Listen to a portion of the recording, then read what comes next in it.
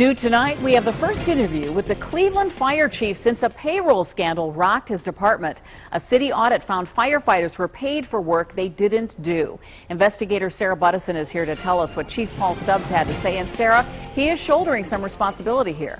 That's right, Lee, he is. Chief Stubbs says he should have made changes that would have prevented firefighters from abusing their payroll system.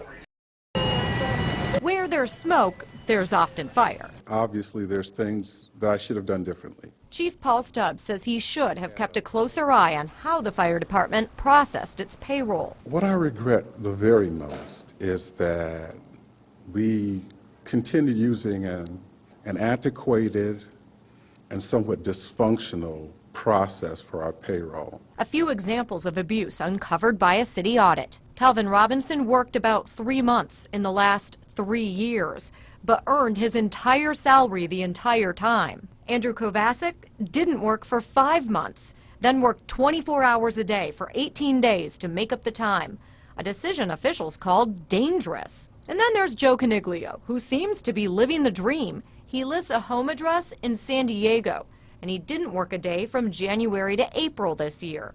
Officials say he earns his money by cramming in shifts when he's in Cleveland.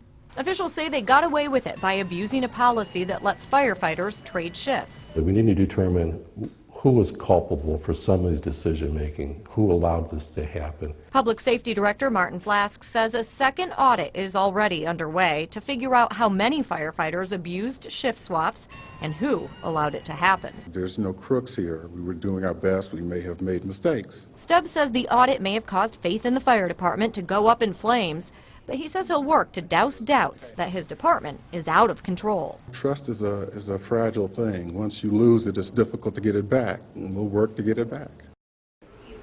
Chief Stubbs will retire in April. He says it has nothing to do with the scandal. He says he has always planned to finish up his career next spring. On your side, I'm investigator Sarah Buttison, News Channel 5.